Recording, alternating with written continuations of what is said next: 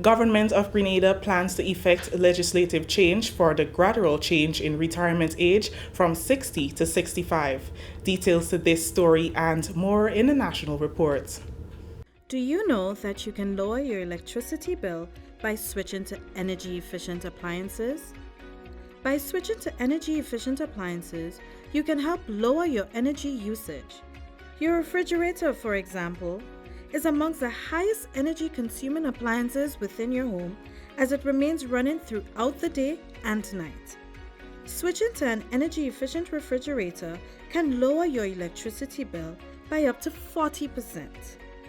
As an individual consumer, I cannot impact global fuel prices. However, I can ease the burden of rising fuel rates by switching to energy-efficient appliances. What can you do? Grenlec, energizing our Grenada.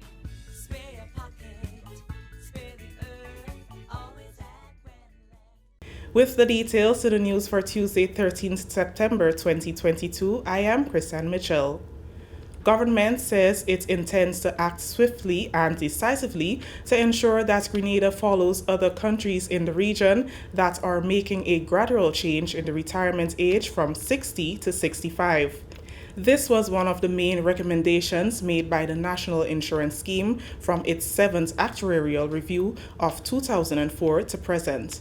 During the weekly post-cabinet press briefing on Tuesday, Minister for Social and Community Development, Housing and Gender Affairs Honorable Philip Telesford said apart from cabinet agreeing to the change, there has been no change to the law to effect this. He says this current situation is one where the inflow for payment of NIS dues is less than benefits paid out under the NIS Act, and as such, they need to act with urgency to help reposition the NIS. Notwithstanding that we have a very youthful population, we are still at this stage paying out more than we collect. So every year, NIS has to be breaking deposits to facilitate the payment of pensions to retirees. That is unsustainable. As a matter of fact, if the NIS were to continue like this, within the next 10 years or so, there will be no NIS. We have looked at information from throughout the region, and we recognize that Grenada is behind when it comes to legislative changes to the scheme. Grenada needs to do what is necessary at this stage to shift the retirement age gradually from age 60 to 65. Minister Telesford adds that they will adopt a scientific approach to evaluate and reposition the National Insurance Scheme into one of strength. What is critical is to address a number of people who are not currently paying NIS. For example, part of the legislative framework that has to be dealt with has to do with how do we treat with self-employed.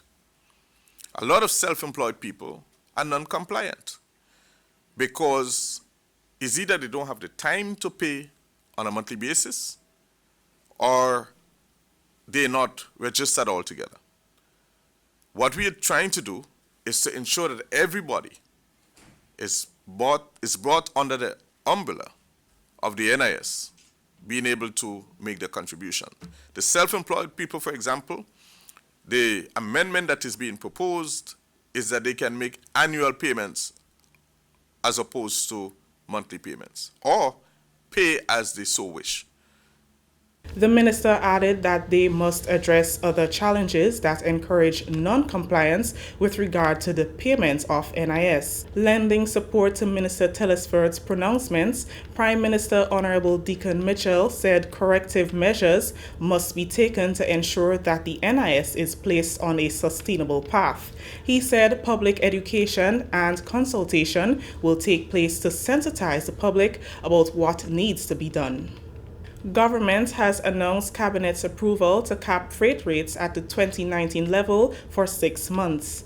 Effective October 1st, 2022, the freight rate on imported goods will be capped to reflect 2019 levels for a period of 6 months in the first instance until March 2023. The cap allows for custom duties and other related charges to be returned to the rates that were in place before the onset of COVID-19. The plan to cap the rates was taken into consideration by government through the Ministry of Finance. Prime Minister Honorable Deacon Mitchell says government has considered the challenges faced by those in the business community. The Cabinet has in fact approved the submission, and so effective as of the 1st of October 2020 for a period of 6 months in the first instance, freight rates on goods being imported into Grenada will be capped and calculated at the freight rates which existed in 2019. The Ministry of Finance and the Customs Department will sensitize members of the public, importers, brokers, etc., as to what is required to be done administratively to facilitate the correct entry of the appropriate freight rates. Government intends to review the rate by the end of the period. Continuing the news, the government of Grenada will continue with the removal of petrol tax as of the next price change on September 18th. This will remain in effect until December 31st, 2022, following which it will be reviewed. Prime Minister Honorable Deacon Mitchell says with an anticipated drop in the price per gallon of fuel to below the current capped price of $15 by at least September 18th, the cap will be removed. That should allow us to begin stopping the bleeding, so to speak, in terms of the sums that we are beginning to accumulate and which is owing to the suppliers. We will monitor the situation on a month-by-month basis. Should the price per gallon begin to trend upwards, and should it get to a point where, again, it becomes difficult for our citizens to pay, we will then look at reinstituting the cap. For now, we are going to gauge, as an indication, somewhere around $17 per cap. So we can assure the public that should the price per gallon go back to at least $17 per gallon, then we will reinstitute a cap at $17. But in the meantime, the indications are that the price per gallon is likely to trend down.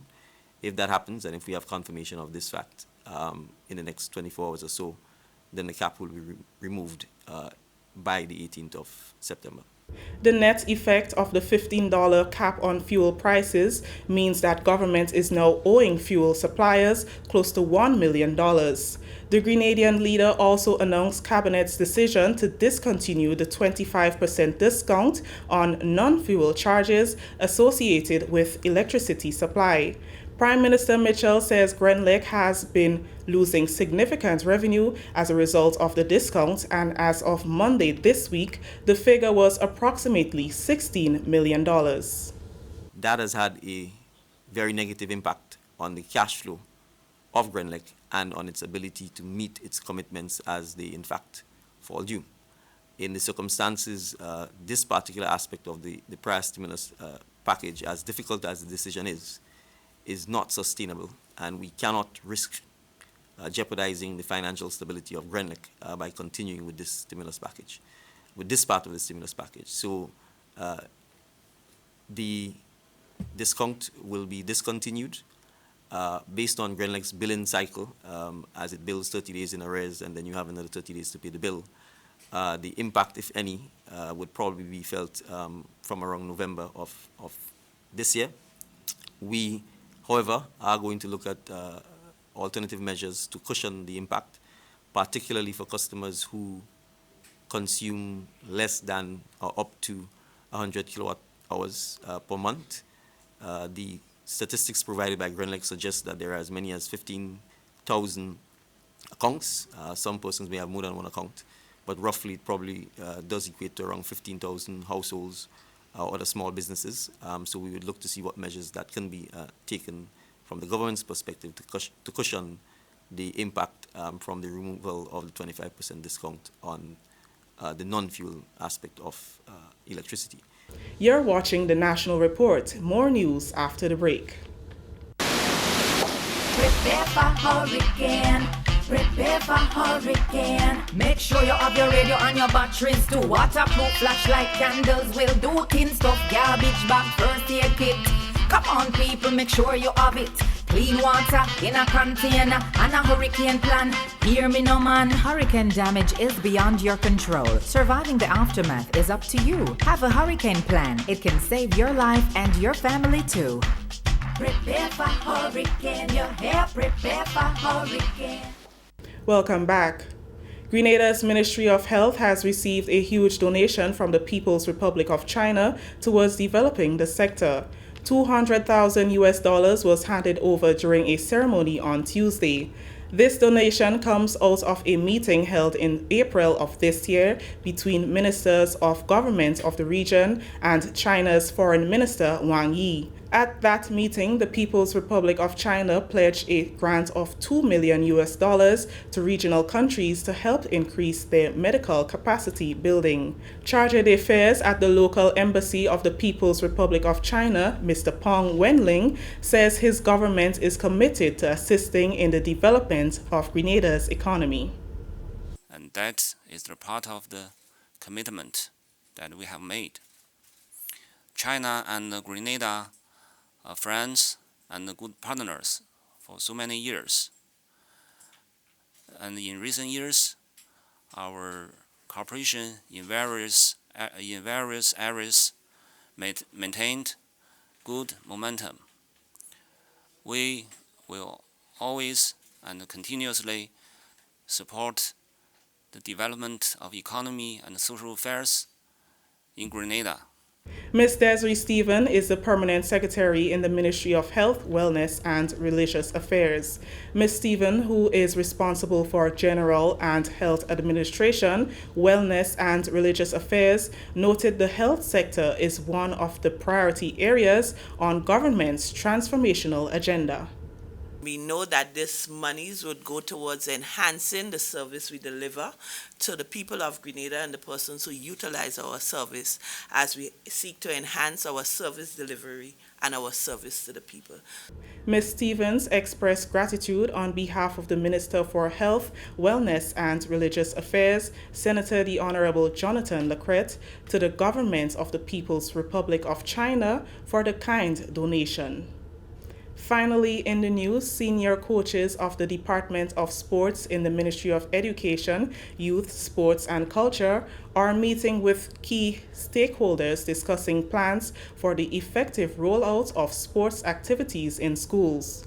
Coordinator of Sports, Caroline Peters, is excited over the new focus on sports, where they will also seek assistance at the community level. He says the response from the physical education teachers, principals, and coaches is promising. I know they are happy, and we are happy to see the resume of some of the competition, all of the competition. I know that they will go back to the school and the kids will be excited. We have seen a lot of football being played, with teams traveling to and representing of both male and female. The netball, we have just seen the return of the male netball team from St. Vincent in the Americas tournament. We have seen the cricket tournament been going on. We know for Teddy Bishop, and them have been participating. So for the secondary school. With the primary schools now, with the principal yesterday and some of the teachers, we are looking to look at a number of aspects in the introduction in the school. One, we're giving the support to the PE and the coaching for all primary schools to make sure it's a pilot program, to make sure that we start properly and right at the foundation level, and also to help curb some of the predisposed factor of diabetes and hypertension, and to give the children that fun and enjoyment that sports could bring. The Department of Sports is also working assiduously to implement the sports policy, for which consultations would begin soon. I got the opportunity this morning to discuss the sports policy and the schedule for consultation for the sports policy that will guide us in the way forward for sports in Grenada. So I'm very excited about that, and I'm looking forward, because it's not only the sports policy. We look at both the incentive, we look at developmental program, we look at academic training, we also look at implementation and assistance of individual sporting with talent, to give them the support so they could go to international, to reach international level. So it's broad, and we need the support and the participation of the coaches, the clubs, and everyone to be part of this these discussions. Two of the teachers who were at the recent meeting with senior coaches from the Department of Sports say they look forward to giving necessary support to develop sports in schools and Grenada in general. I'm really excited about sports coming back into the secondary school and for inter-secondary school competition, which open up the doors for all the students to be back participating and competing, which gives them the opportunity in the future to get scholarships to develop themselves. So I'm pretty happy about it. Hopefully now we could get the balance and we could get the support from all the different schools and get the students back to where they need to be. It's just about getting everybody on board. It's true we're going to have to be starting from scratch, but I look forward to a year filled with lots of sports. And out of that, good success to represent Grenada, because that's the whole basic of being a part of sports in Grenada. Children look forward to the next level, right? And through physical education, you get a better, healthier nation. That story has brought us the end of the National Report for today, Tuesday, September 13th, 2022. On behalf of the entire news and production team here at the Government Information Service, I am Krista Mitchell saying thank you for joining us.